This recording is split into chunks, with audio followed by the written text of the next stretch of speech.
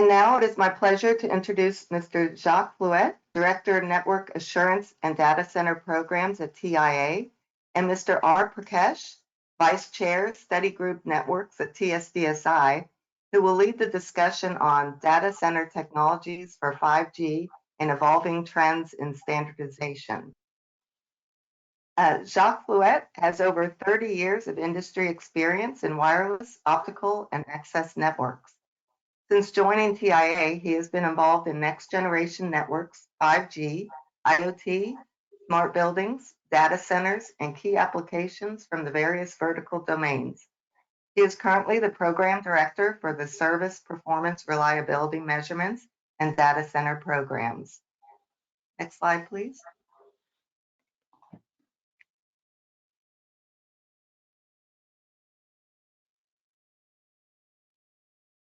R. Prakash is the Vice Chair of Study Group Networks in TSDSI and holds the designation of Technical Expert in Center for Development of Telematics. He has been working as a researcher in the telecom industry for the past 27 years.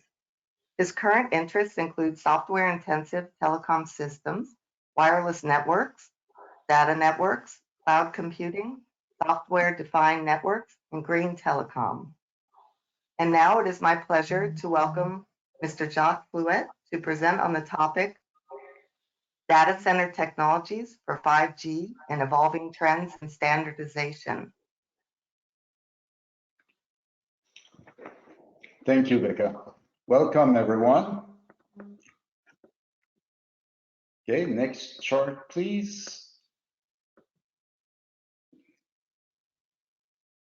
Okay, today we're going to talk about the evolution of the data center in this day and age. As was mentioned earlier in the introductory remarks, the situation we're in now with the pandemic put a lot of emphasis on the importance of data centers in our life. We do all our activities online, and we're connecting to data centers pretty much on a continuous basis to do everything in our life, from working to entertainment and to all the day-to-day activities. So today we'll talk in this presentation about some important numbers that show the criticality of the data centers. What is the data center? What is resiliency? What the 5G vision, 5G services that will be driving the evolution of the data center and how the data center is evolving for 5G. Then a little bit about edge computing and edge data centers, which are a big evolution in this data center business right now. And finally, a few mention about the evolution of standards and the certifications. Next chart, please.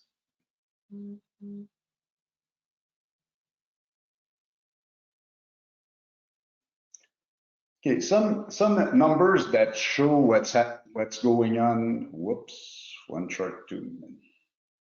You can go back. Okay, some numbers that are important right now in our day-to-day life and are showing also what's happening in the next few years. You know, we show that by 2025, 175 zettabytes. We're going to have to get used to those new prefix for the bytes. Or 175 trillion gigabytes of data will be generated around the globe.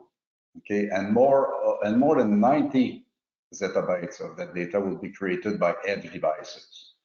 So it's a lot of data being created every day with the penetration of IoT, the number of cameras, all the activities that everybody is doing every day. We're all becoming sources of data, and every little piece of equipment in our house is becoming also a source of data. Yeah. According to Gartner, edge computing, which is processing outside of traditional centralized data centers, will account for 75% of the enterprise generated data by 2025. Up for just 10% a few years ago. So this is really, really increasing, and there's really a trend to move the processing power closer to where it's needed. With more and more Indian companies expected to embark on their digital transformation, McKinsey has identified India as the second fastest growing digital economy, and project IT and communication sectors will double in size by 2025 and contribute for a very large amount of money to the GDP. So that's really, India is really at the core of, and a fantastic example in this growth that is happening around the world. And finally, the India data center market is expected to grow at a CAGR of 12% during the period 2020 to 2026 and reach $8 billion by 2026. That's also a tremendous growth in this day and age, and this is really all to meet everything we need to do on a daily basis. Next chart, please.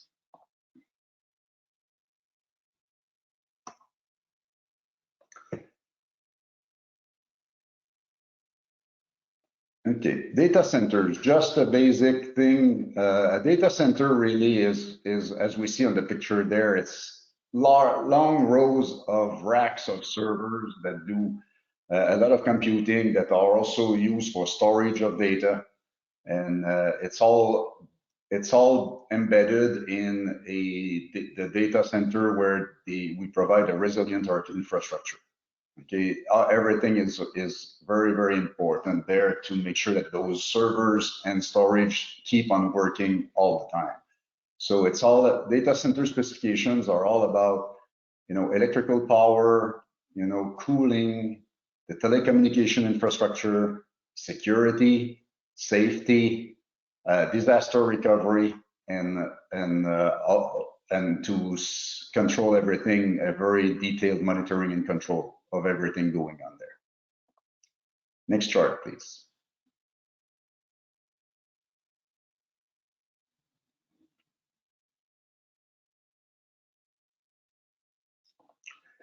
In most of the data centers around the world, they're all defined based on 4 levels of resiliency.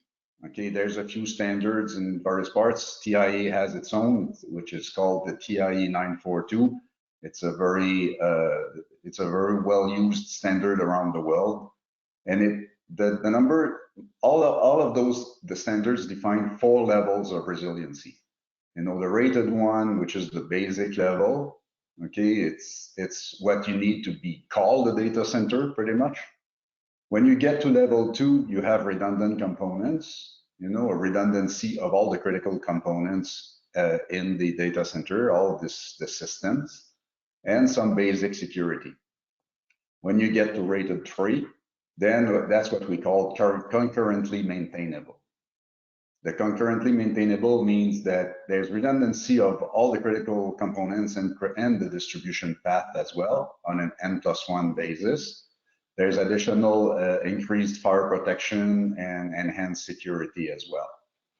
But this is like, I would say, manually switched. So you can turn off a part of the data center if you want to maintain it without affecting a part of the system, that supports your data center without affecting the servers. And then you get to rated 4, which is really the highly reliable data centers where it's fault tolerant. So you have all redundancy, but then at this point you have a 2N or an N+N redundancy, which is you have 2 active paths, you can turn one off, or one can go bad, and automatically the other side takes over, and the data center, the servers don't have any impact. So everything keeps on working, and as a user, you will never have a problem. You will never see that there was something happening. This is the highest level, and it really provides very, very high level of redundancy, security, and safety as well. Next chart, please.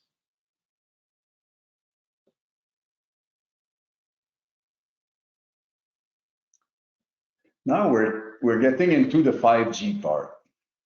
Just a high-level version of 5G. 5G has been defined based on the services. It's really called a services-defined network.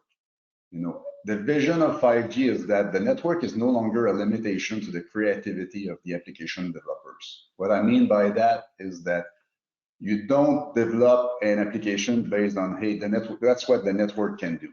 You basically develop your application, the network will adapt to your application. This is really the vision of 5G. The requirements, it's a software-defined networks, everything in the cloud, and I would say the core part is basically defined as a virtual network functions. The RAN is coming. There's a lot of work being done on the Open RAN right now, which is a virtualized version of the RAN with open interfaces. And this is in trials pretty much all over the place and starting to be deployed in certain networks. Distributed computing, which drives to a more efficient use of the network resources. And you put the computing where it's needed, where it's most efficient for both the users and the network itself. Very high capacity, low latency, driving into edge computing to help with the latency. Adaptable high performance network. The idea there is that this network, being software defined, will be able to be reconfigured as needed depending on the demand. So we're talking about adding a dynamic orchestration into the network. Reliable performance, looking at it as every service in there will have the possibility to have its own network slice, which would provide a minimum guaranteed performance. So that's also an evolution of what's happening with 5G. Local breakout, or the MEC, the multi-access edge computing, allows the data traffic coming from the end devices to be separated from the control, so it doesn't have to necessarily go back to the core. Right there at the edge, it can be rerouted to edge servers or to the nearest data center where it needs to go at the end. So don't necessarily need to go back to a core, then to another core, and back to a data center. You can go there directly, which also is improving the efficiency of the network and the performance overall of the applications. And last but not least, that is being defined as we speak in the new releases of 3GPP is the non-terrestrial networks. Having flying base station or satellite base station, and lower orbit or even high altitude platform stations, like we've seen in some of the balloon setups and everything. That's really to get to some of the applications, especially when we talk about connected vehicles, where you and remote areas of the world where you would need to have connectivity pretty much everywhere and a continuous connectivity everywhere. So that's another future phase of 5G. Next chart, please.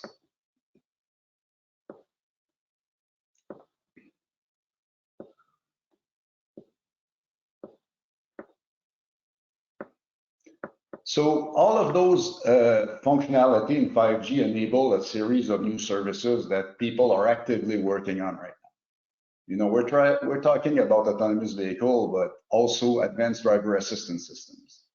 So having the connected vehicles, and we'll be talking a little bit about that, a little more about it on Friday, but all the connected vehicle needs to have all this connectivity to be able to know what's going on around it, to know what's happening on the road, to know to manage the traffic in a city.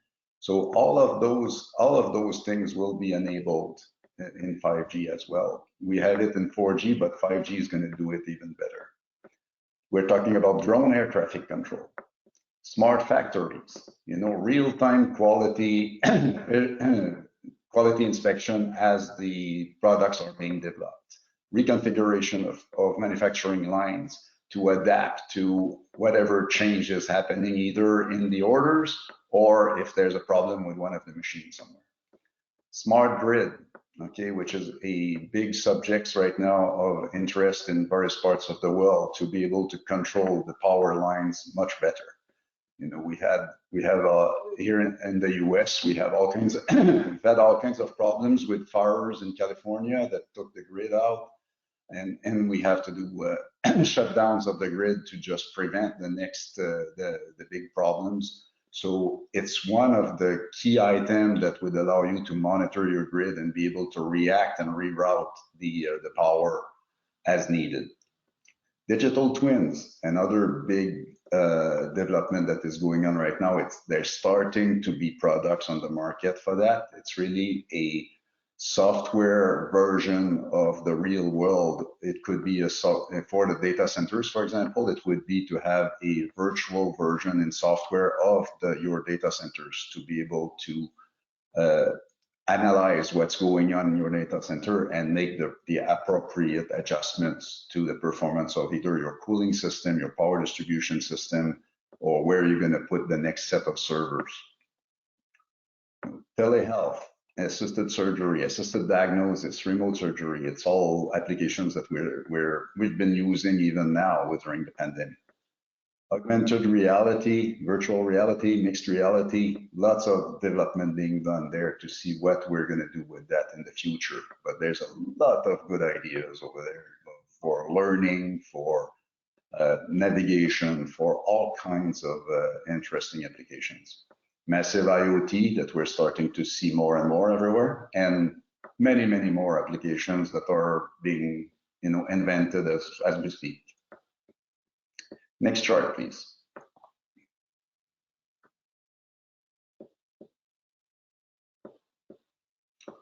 So the data centers for 5G. On the right-hand side, we see 3 types of data centers, from the very, very big ones to kind of more regional or city level data centers, to at the right, on the bottom right-hand side, it's an edge data center, or a modular, self-contained in a container type of data center. So what we see coming with 5G, and it's already being deployed today, is a web of data centers.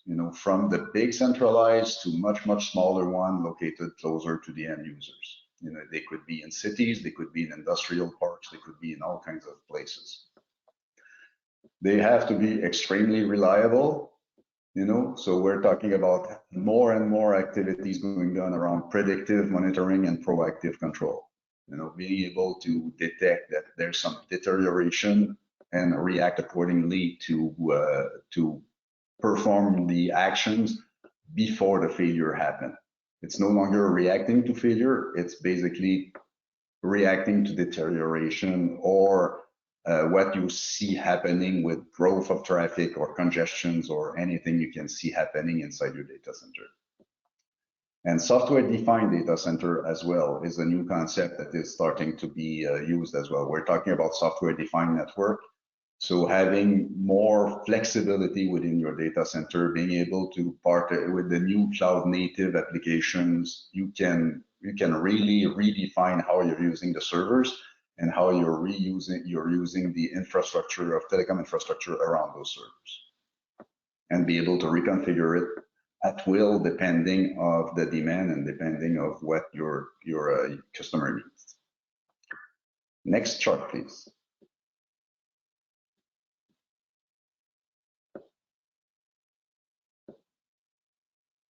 So why edge computing? What are the big drivers for the edge computing and the edge data centers? Well, the first one that comes to mind all the time and is mentioned everywhere is the lower latency. New applications like smart factory, all these virtual reality, mixed reality, and augmented reality, gaming, they all need extremely low latency to be able to work. We're talking about less than probably 15 milliseconds, and in certain cases, we're talking about going as low as sub 1 millisecond. So you need to have the computing power very close to the users to be able to do that. There's a lot of business cases today that just justifies the edge just for reducing network cost. Reducing the capacity requirements in the backhaul. How much data do you need to send back into the cloud? We're starting to see that local data processing for security, so security videos, quality control, local caching of content, the Netflix and the YouTube of this world have been doing that for a long time. But we're starting to see some of it in some remote, oil drilling platform, remote mines that have their own little data centers there that control all the equipment and do the monitoring of the mine. So all of this is to reduce the the cost and the amount of data that you need to send back for processing. Improve the form factor of end devices is another big motivator. You know, less compute and memory required in headsets for the VR, AR, or reducing the size of robots because you don't have to have as much computing power inside your robot, are two drivers for this kind of thing. So you move the computing power to your edge data center. Security, people want to be able to come to, in certain very secure application, people would like to be able to control the physical access to their data center, to the edge. So by putting an edge data center on their premises, they can have a lot more control on it. Higher reliability. You know, the closer you are, the less congestion point, the less failure point you have in the network. So it brings higher reliability that way. The telecommunications and ICT network sites, when you go to a software-defined infrastructure, you really need to go into distributed computing, multi-access, and vRAN needs data centers to run. The connected vehicles, you know, there's going to be a lot of communication with the roadside units and the data centers nearby to have real-time information on the road. And digital twins, like we mentioned before, you know, this is happening everywhere, buildings, cities, factories, airports, hospitals, and data centers as well. Next chart, please.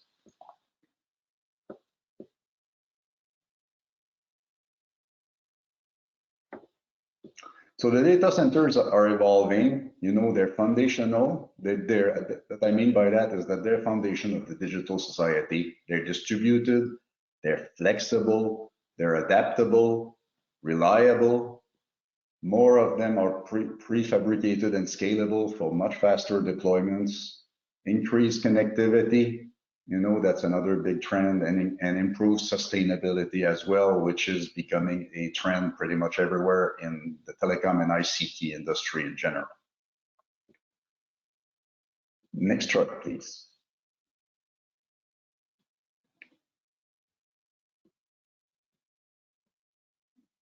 So the evolving data center standardization. So the standards are evolving. We need to start to take a look at what's happening with the edge data centers, all of the characteristics that I mentioned in the previous chart. All of this needs to be taken into account in the evolution of the standard. But the key focus of the data center standards and certification will continue to be really the resiliency, the security, and the privacy.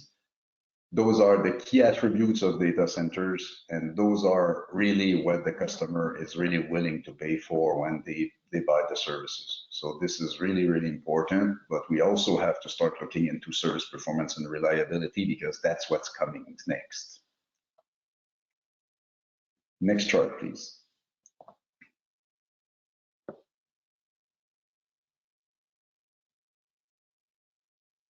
So at TIE, we have a data center standard. Okay, it's called the TIE 942. It's a very well-recognized data center standard that defines all aspects of the data center for the 4 levels of resiliency I mentioned earlier.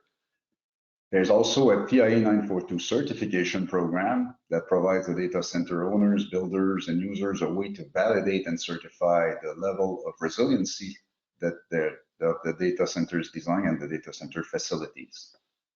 Okay, so you can get your data center design validated to make sure that if you want to build a level 3 data center, that's what you're going to have once you deployed everything, you've built it. And once it's built, then we can certify that it's been built according to the drawings and the certification. So you have a rated 3 or a rated 4 data centers. The edge data center addendum is being worked on, so it's going to be released later on this year. This will be covering what is different at the edge. And then the TIE 942 will be open for review in the next few months. It's open for review every 5 years, and this is becoming due. We have to have a new releases next year, and it's going to be a major update to the standard that is coming. Next chart, please.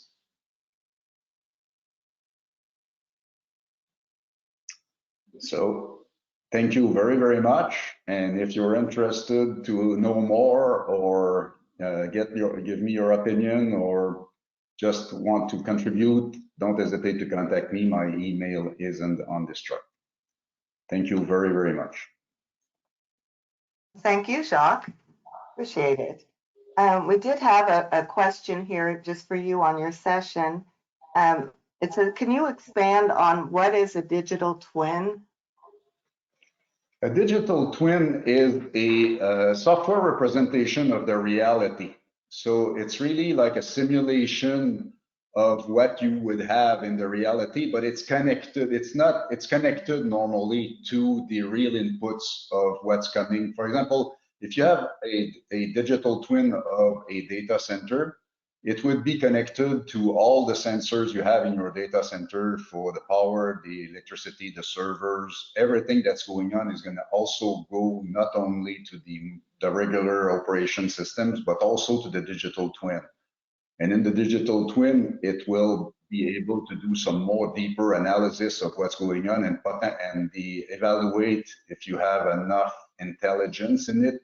It's able to evaluate potential solutions and provide you with what is the best action to take for the near future, or if it detected a trend that is showing some deterioration somewhere, and potentially in the future be able also to implement all of those changes automatically. But at least at the beginning, it can give you a good analysis of what it is. So it's kind of a simulator, but it's a simulator with the inputs from the reality.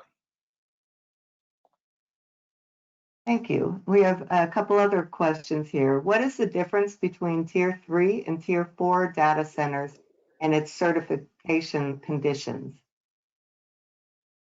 Okay, the difference between a Tier 3 and a Tier 4 is really like, one is concurrently maintainable, which is you can, for example, switch certain things manually from one power systems to the other. You may need to start certain things or activate certain things manually to do that. When you get to level 4, you're really fault tolerant, which is everything is automated. If a fault is detected, it automatically switches to the other side. So it may start the generators, for example, automatically. The power generators, if there's a power failure. In the meantime, there's a system, a UPS system with batteries that keep on providing power for the time that the generators need to start. You know, it's all of those kind of things that are fully automated when you get to the level 4.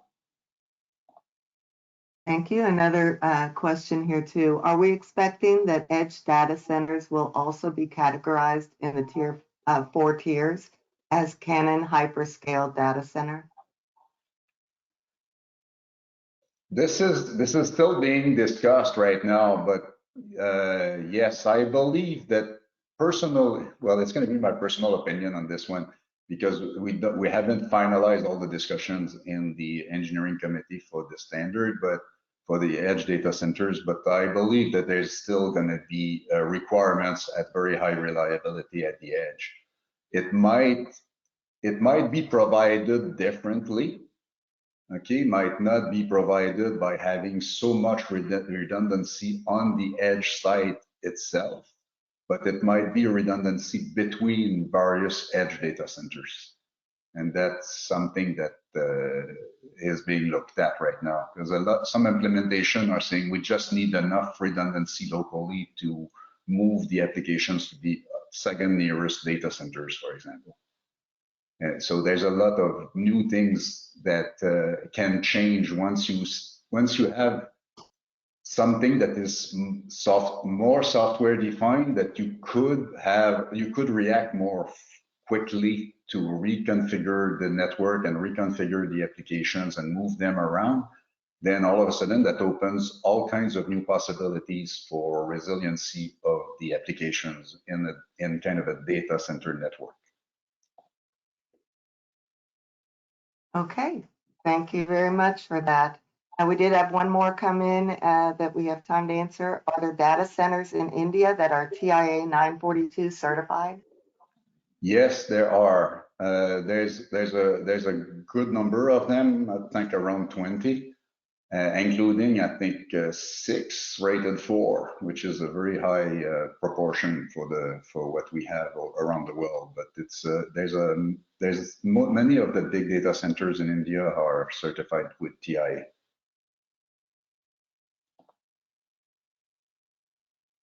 Thank you. Appreciate that. That answers all of the questions that for the time being. Other questions are coming in, but I believe time-wise, we need to move on to the panel. Okay. We'll answer those questions. Any questions that are being answered, we will capture those and address them during the Q&A portion after the panel. And if we don't have time to get to all the questions, the panelists will answer them and they'll be included in the posted recording. Thank you. Okay, so I think it's time to introduce our panels. If you can move to the next chart, please.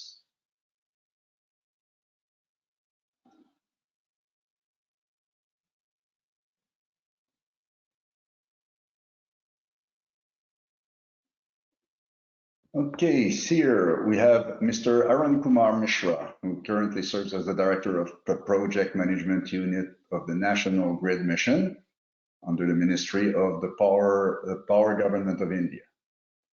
Okay, he's also acting as the Vice Chair of ISGAN, the International Smart Grid Action Network Executive Committee.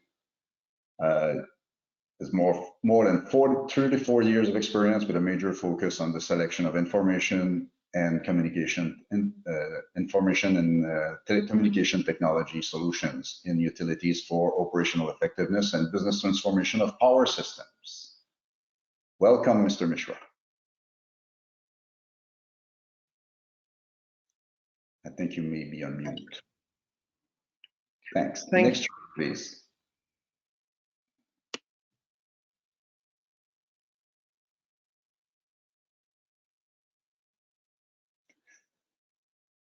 Hi, Dr. Kalpesh Parikh is a PhD in computer information science with 40 years of experience in enterprise and IT.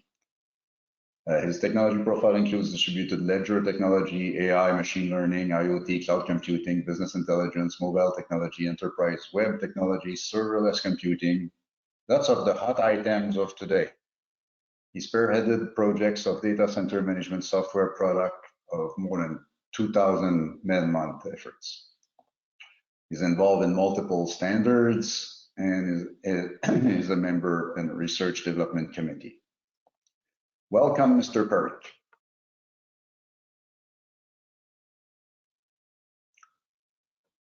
Next chart, please.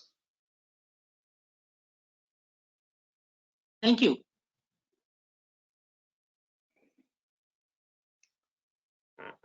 Mr. Prakash, we've already introduced Mr. Prakash earlier. So he's the vice chair of the study group networks for TSDSI and also a technical expert in the Center for Development of Telematics, CDOT. For benefits of time, I won't restate everything. Welcome, Prakash. Thank you. And next chart, please.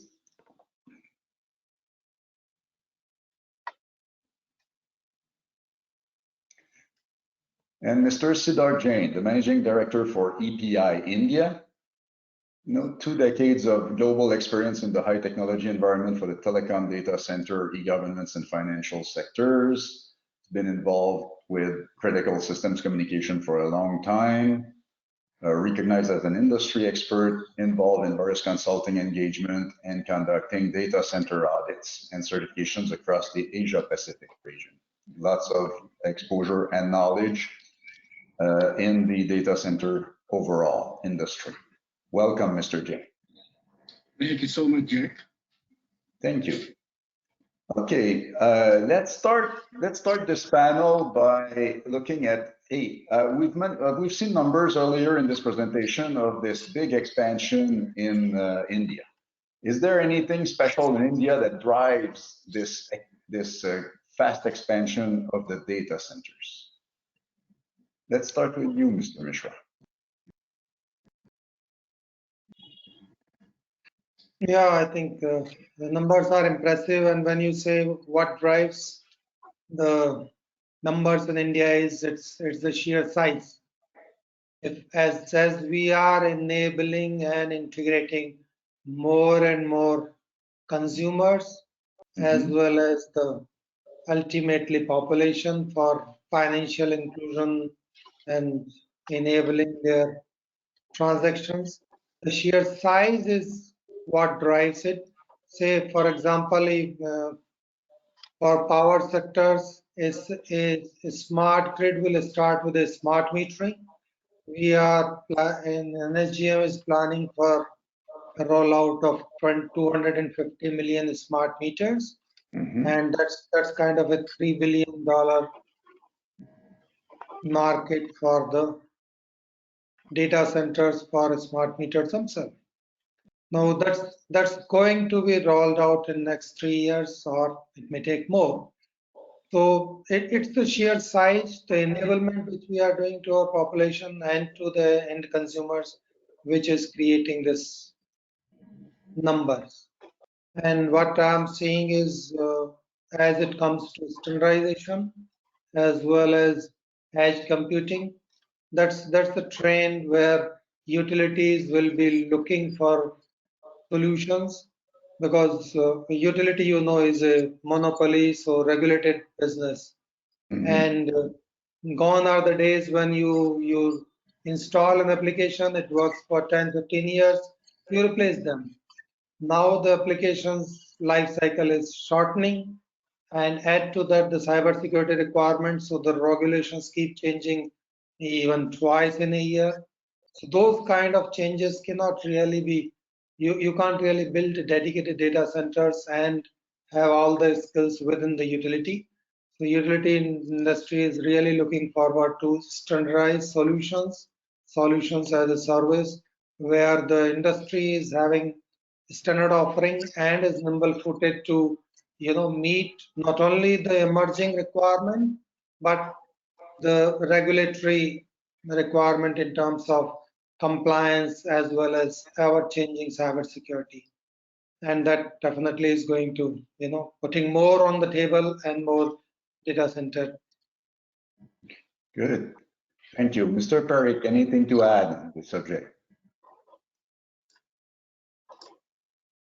Yeah, surely. I would like to go a little bit on some statistics of the India. India has more than 6,70,000 villages, 7,000 tehsils or talukas, and around 700 districts. So even if I want to go to a district level, which is taking care of almost 1.5 million citizens, and if I build 700 data center, even let's say tomorrow, then also it's less. That's my view actually. Okay. And that's how I'm coming from the perspective that if we are really looking for the evolving the standard or the innovation, we should consider this volume and pace. If I really want to go to the taluk level where the population is normally taken care in terms of the 150,000 citizens, it would be 7,000 data centers which is required. So that's huge. And the pace at which it is going, I feel it's less, and that should be pace should increase through the new ideology and new thought process, and the standard should support that. I'll say that even if I want to build this in 2 years at the district level, I need these 700 data center. Even if I do one per day, it's less actually. So it will take 2 years, and that's too far off. So different type of the models are really need to be evolved. So I'm saying that the data center standard should be such that humans should be taken out from the data standard and from the data center, and my standard should such that the autonomous data center should be able to establish at this level. And I'll be sharing my other thoughts on this, but I feel that pace is less, and if we can think of such thing, then the pace will increase at even much faster rate. That's what is my submission. Okay, good. Prakash, anything you want to add? Yes, thank you, Jack. I agree with whatever is being told in terms of the numbers we are seeing now. We associate data center with very large companies or the cloud operators and so on. But and I think Mr. Kalpesh has talked about it coming down to a taluk level or a district level. I think it'll go even more deep. Maybe large apartments, business houses, all these units will also start having data centers. What we think of edge computing being a telco-based play, it probably moves down to if an apartment complex has about 500 to 5,000 houses, a large apartment, that is like a small city by itself. Even that in India, the project sizes of the housing complexes have got very big, and a 2,000 house complex is not really very big these days. They're bigger than those. So that itself starts contributing, and then every house these days start using. So maybe we start mapping it to something like a refrigeration unit. You go to a hotel, you have a small under the table refrigeration unit. Then you have a house, you have a small, 500 liter or 1,000 liter refrigerator unit, and then you start going up a ice cream parlor size, and then you go to a supermarket size. And similarly, I think data centers also need to have a plug and play, drop in, fixed units, and people should be able to pick it up like a refrigeration unit. Bring it home, connect it, and if once we, as the standards, we're able to bring it to these things, connect the power, connect the water, and connect a little bit of air flow, I think then your data center is on to a prefabricated or a pre-configured size. Once we start doing it, and then maybe go to a container level and so on. And that is, I think, will start driving the usage much more, because an average person will not have the capability to bring it, configure it, and so on. Even further in the future than I did. Mr. Parikh, you had sorry, yeah. To support Prakash, in fact, I have conceptualized, I shared my presentation, that I want to set up a data center factory, and from there the prefabricated, pre-assembled, ready to use data center should be constructed and should be sent all across, and the whole ecosystem of the connectivity at pan India should be created. And this is also going to take some time. So I also have a concept of the mobile data center, where I say that in the railway bogie, I want to have a data center. I want to have a data center in the boat or ship, because India is a huge coastal area, and also need to have a data center into the aircraft, because various catastrophes are happening all across number of times. My aircraft can go to point A to point B in few hours, and the data center is there, and my all communication needs or my all other needs can be taken care. And I'm really looking for those type of the standards to be evolved, and those type of the factories to be constructed where it would be like a mass production, and the scale at which even we are thinking that should go 10x, 20x in next 2 to 3 years. That's my aspiration actually, in terms of the speed for using the 5G and data center technology as a combination. Yeah, that's a very interesting concept, and I think that's something that will happen. Mr. Jain, what are your views on what's happening in India? So Jack, I've been very lucky to be part of this industry right from 2001, when the first large, co-location sites were coming up in India. And the way that I've seen it grow, it was typically those 10,000 square feet raised floor spaces to where we reached to 200,000, 300,000 square feet size of the raised floors that we are seeing. And naturally, this progression has been very natural with the adoption of cloud, which kind of initially was quite restricted, where people had a lot of doubts about adopting cloud. And now it's a no-brainer, right? So we see more and more people who are adopting cloud. There is more digital transformation that is happening. And right now, as we speak, I see more and more investment in larger, centralized, multi-tenant colo sites, which are currently catering to the multi-scalers. Now, obviously, kind of, I would be echoing my other panelists in terms of what they said in terms of it kind of gets, the prerogative of a few large organizations who are building these large-scale data centers.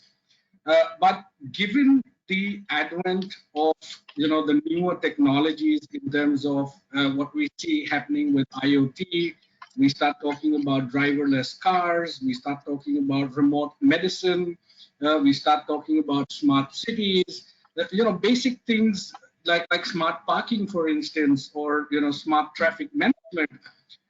All this is kind of going to drive or push us towards the edge, right? Because all these things are going to need the edge to basically help us function, given obviously all the points that even you mentioned, Jack, in your presentation about the latency issues and all those aspects, and moving the data center closer to the users rather than routing all that traffic and data back to the centralized location. So of course, whilst we've seen the growth from the smaller to the larger, right? Whilst these larger data centers will still continue to exist, there is going to be a huge amount of edge that is going to come up, and like Mr. Kalpesh Parekh also mentioned about going down to the taluka levels, etc. So if we really want, e-governance, as we call it today, to really function well, we really need to take all these things closer to the users. So I think 5 is going to enable that for the edge, and the edge is actually going to be the next big thing over the next decade to come. Yeah.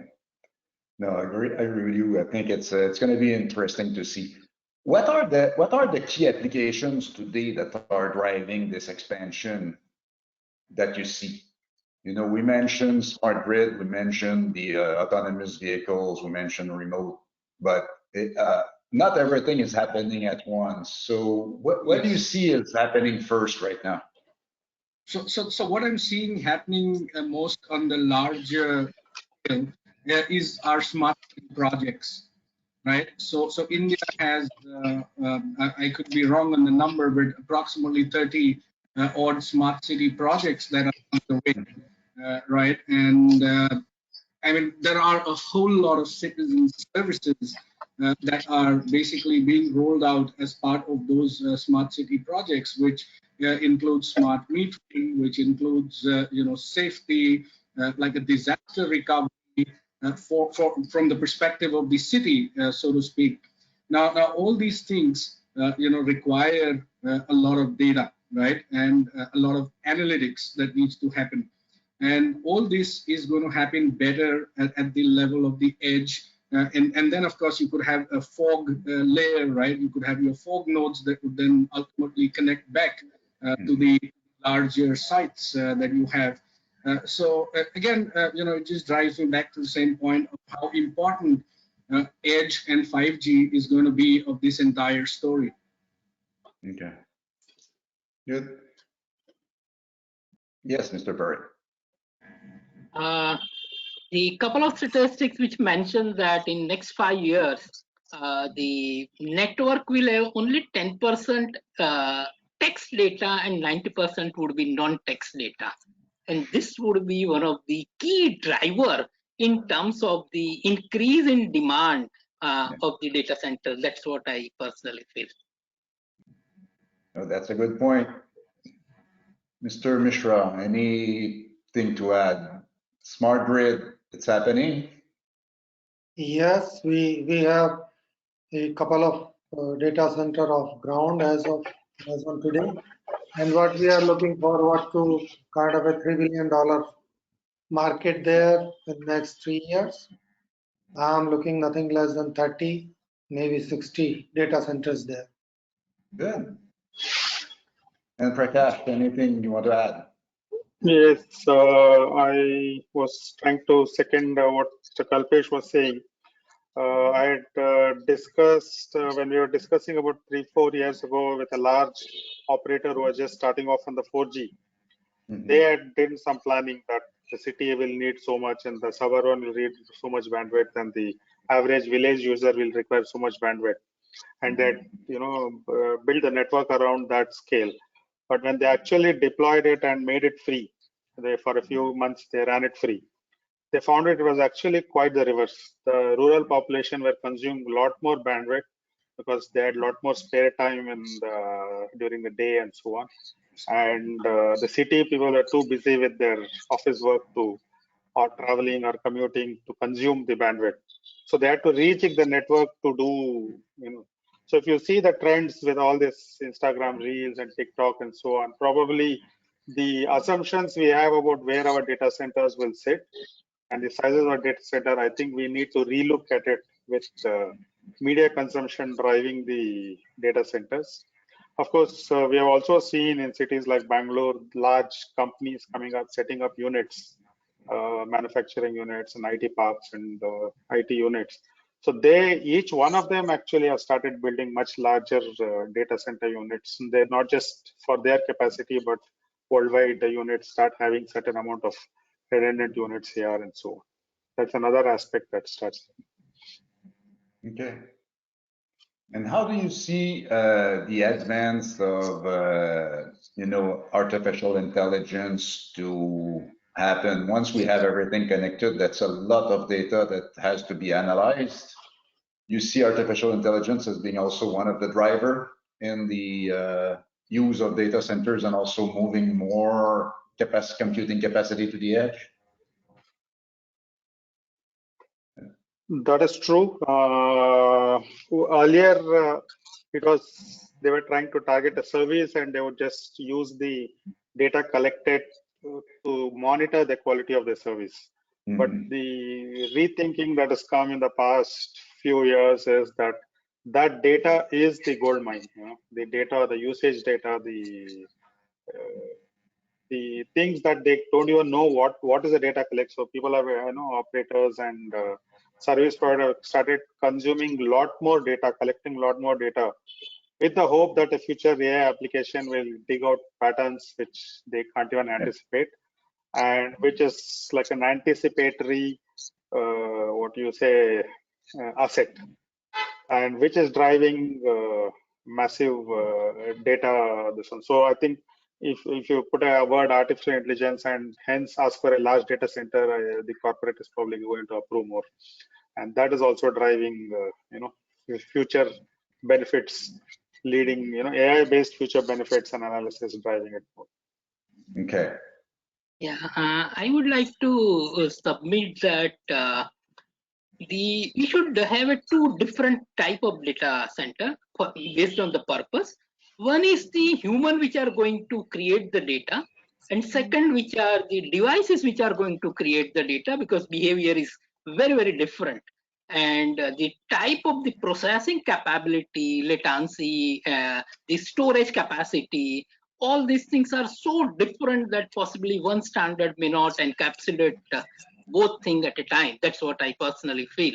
And if we go by the data size and scale and the velocity which my devices or my IoT devices or my sensors which are going to pick and push it to the data center, footprint being long, very low processing will happen.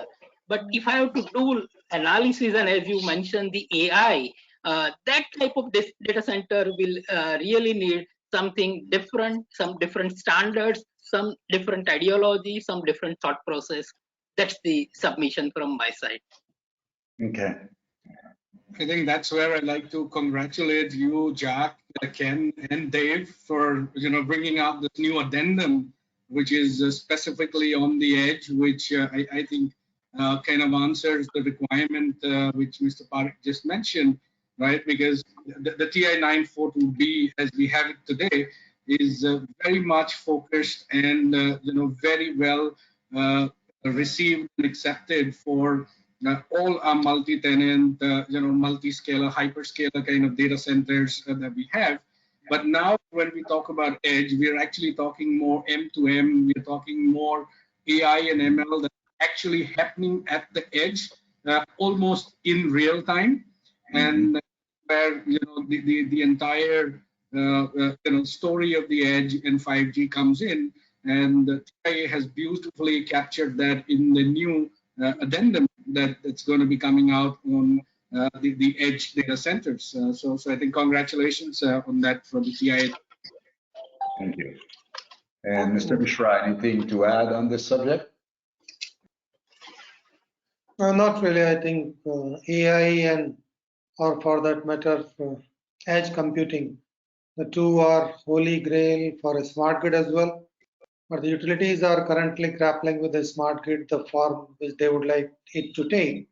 And once that part settles, yes, these two will take hold too.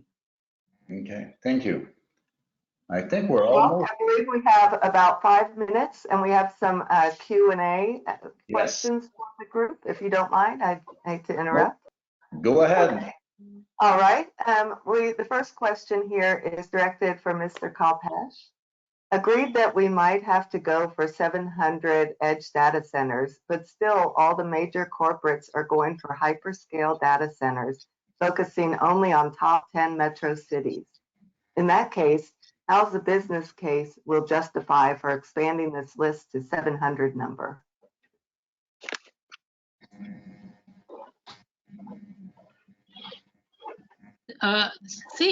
For each district, we need to have at least one data center. That's the base of the number. We can check the statistics. The actual number which I find is 741 districts. And the type of the our civil society requirement is such that without this, we will not be able to live for a longer period.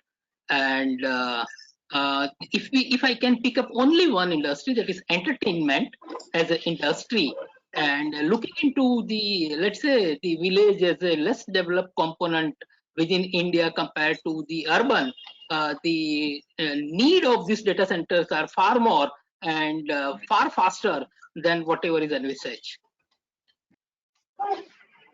Thank you very much for that answer. We have another question, just underwater data center in India. One more thought for Dr. Kalpesh, idea for developing standards.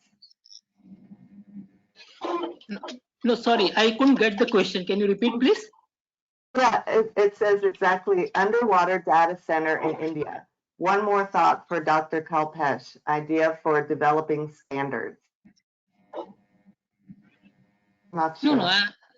I'm not getting the questions at all, or possibly network is not allowing me to listen properly. Okay. He's asking about underwater data center standards. Yeah, see, we are not able to manage yet the standards for my bogie, railway bogie, or the standards into the aircraft, which I need at a much larger number. The underwater standards may be part of the defense or the Navy requirement, and I have been talking all across only related to the civil part or the civilization part or the civil society part of it. So I am not touching that subject at all, and I don't see personally need for that as a need of the primary need of the India. Thank you for that.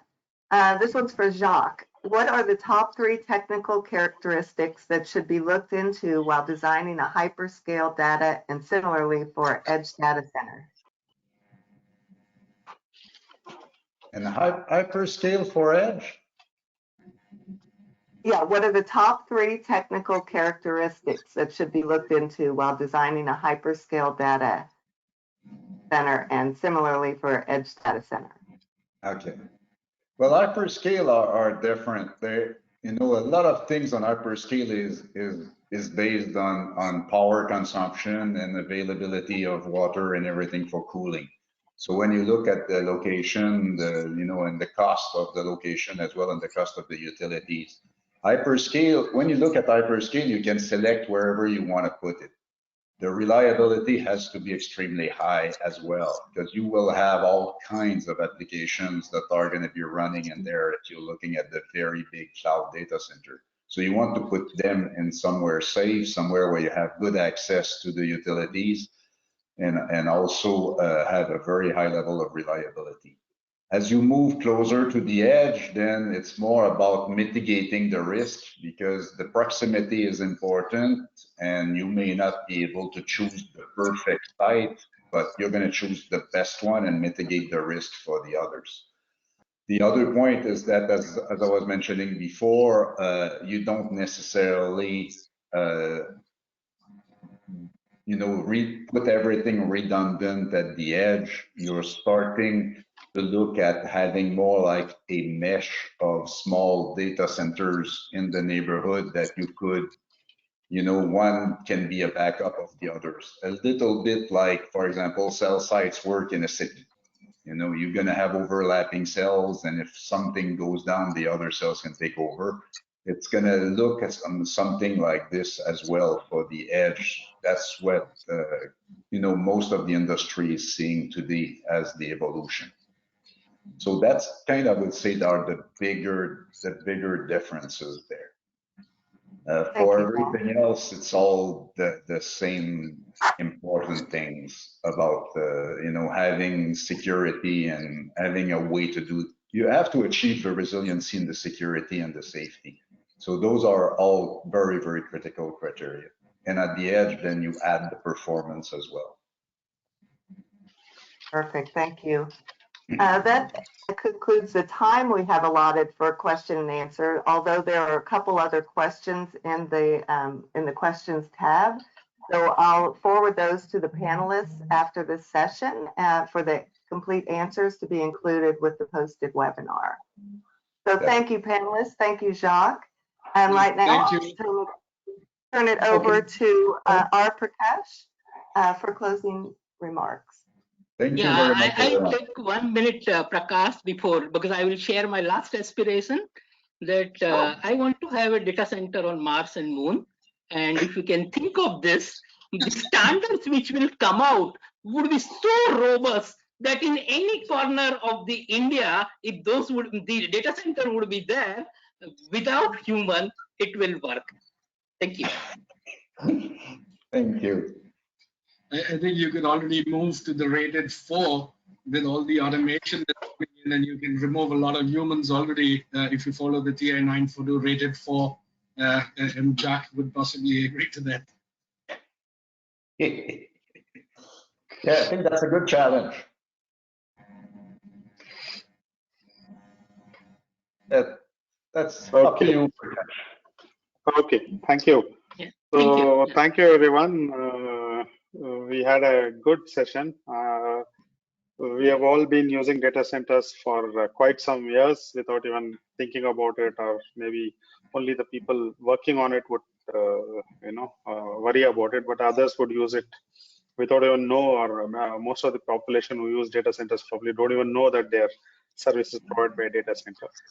So we had initial, the session opening, the chairman telling the criticality of how the pandemic sort of brought back the importance of telecom networks and internet and cloud and collaboration, and set the tone for the data center aspects. And Jacques gave us a good brief of what is a data center, the various levels of redundancy, and the three concepts of 5G, the vision that elicits the need for data centers, things like software-defined network, the increased softwareization, the need for higher capacities, and so on. And he also talked about the newer services that will come in, things like drone traffic and smart grids and digital twins, and talked about. And then it comes down to, for 5G, what sort of data centers we will do.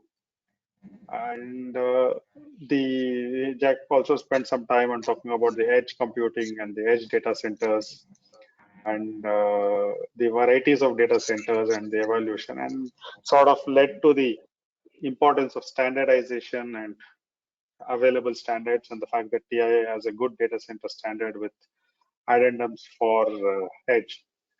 And then during the panel discussion, we talked about the need, what is the need, what is driving the new increase.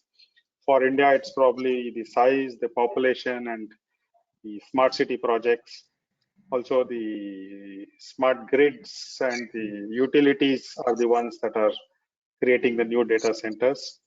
Also, coming to the new IT units and the new R&D units being set up here, they are the ones who are setting up the large data centers. And we, Kalpesh talked about his view of or vision of how you can have a truck data center and a mobile data, train data center, and how you could like take the data center to the place of need in a immediate in a small time frame. And he also gave a size estimate, which probably is something which will stick in our mind, that even if you put one per district, you'll need 700 data centers at immediately in India. And the other aspect, Mr. Siddharth Jain talked about, especially the sizes of data centers have grown predominantly because companies have started deploying much larger. The companies have grown in size and they have started utilizing much more. And the e-governance projects bringing in a lot of demand, and that causing the average data center size to become very large. The other one is, of course, smart cities. India's got a lot of smart cities that are coming. Then Jacques also talked about critical aspects of what is the key characteristics of hyperscale and edge. And we also talked about maybe if we can make ready to use pre-configured data centers, rugged and low noise, if it is possible to make it almost zero maintenance, to make it more like a refrigeration unit, and of various form factors. Then pre-configured people could just pick it up, install it, use it, and get on with it. And this could become a part of the global data center network. Okay, this acting as the cache or the edge and so on. Okay. So we also have TIA standards. There are others, but it's critical that whatever we start implementing, if the data centers start using standards, they will last longer, cost less, and be more reliable. Okay. Thank you. Back to you, Jacques. Thank you very much, Prakash. And I think that's it for us. Becca? Yes, thank you all. Thank you again. Tremendous session and great feedback in the questions tab. We had some chatted that it's a great session, and some that came in the private questions tab, just making a remark that this was a fabulous session. So thank you all again. Great content. We are going to take a break now for approximately 10 minutes, and we'll come back, and the topic will be supply chain security. So thank you all. Have a nice break, and we'll talk to you in a little bit. Yeah, thank you, everybody. Thank you. Thank you. Bye. Thank you. Thanks, panelists.